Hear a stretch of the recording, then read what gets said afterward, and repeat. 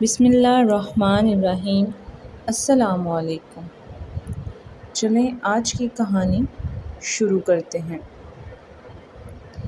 آج سے 15 سال پہلے کی بات ہے۔ ہمارے محلے میں ایک گورکن رہتا تھا جو فوت ہو چکا ہے۔ نام محمد یوسف تھا۔ مضبوط جسم اور بڑی بڑی آنکھیں جن میں نور ہی نور بھرا ہوا تھا۔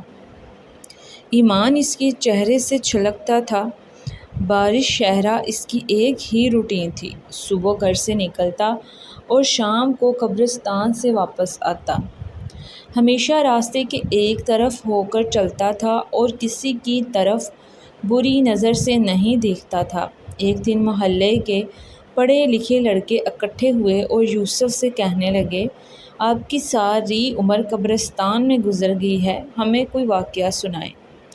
یہ سن کر یوسف سنجیدہ ہوا اور لمبی سانس لی اور کہنے لگا، آج مجھے 27 سال ہو گئے ہیں کہ میں قبریں بنا رہا ہوں۔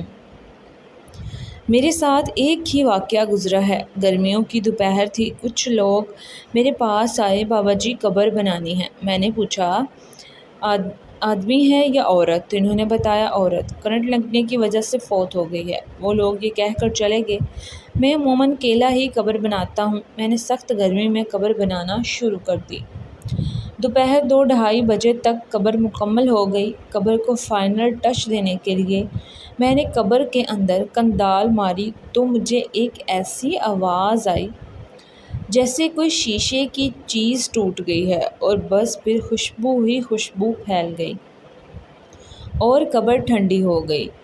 میں قبر میں ہی لیٹ گیا۔ باہر سخت گرمی تھی، اندر قبر ٹھنڈک اور خوشبو سے بھری ہوئی تھی۔ اس سے میری روح تک خوش ہو گئی۔ میں حیرانی اور دہشت سے خاموش رہا۔ مغرب کے بعد جنازہ آ گیا۔ عورت کے ورثاء نے اسے دفنایا اور چلے گئے، مگر میرے اندر تجسس بھرا ہوا تھا کہ اس عورت کی کون سی نیکی ہے جو اس کو اتنا بڑا انعام ملا۔ باتوں ہی باتوں میں نے معلوم کر لیا تھا یہ عورت فرید گیٹ بہاولپور کے اندر رہنے والی تھی اور بجلی کے کرنٹ لگنے سے فوت ہو گئی ہے۔ آباء و اجداد یہیں کے رہنے والے تھے۔ میں پوچھتا پچھاتا فرید گیٹ پہنچ گیا اور عورت کے بارے میں معلوم ہوا کہ اس عورت کا خاوند کچھ عرصہ پہلے فوت ہو گیا تھا۔ وہ بیچارہ 6-7 سال بیمار رہا۔ اس عورت نے دن رات اس کی خدمت کی۔ خاوند کی شدید بیماری کے باوجود اس کے ساتھ بے وفائی نہیں کی اور دل و جان سے اس کی تیمارداری کرتی رہی۔ باوجود غربت کے اس کو محنت مزدوری کر کے کھانا کھلاتی رہی اور اپنے جذبات کو اپنے بیمار خاوند پر قربان کر دیا، اور اسی نیکی کا اللہ تعالیٰ نے اس کو انعام دیا کہ جو اس کی قبر خوشبو اور ٹھنڈک سے بھر گئی۔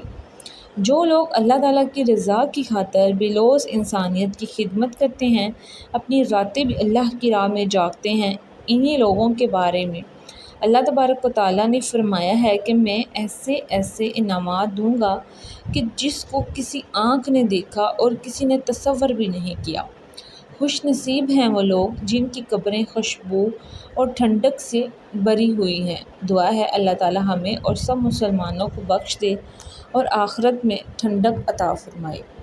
اگر آپ کو یہ کہانی پسند آئی ہے تو میرے چینل زنیشا اسٹوری کو سبسکرائب کریں اور ویڈیو کو لائک شیئر ضرور کریں۔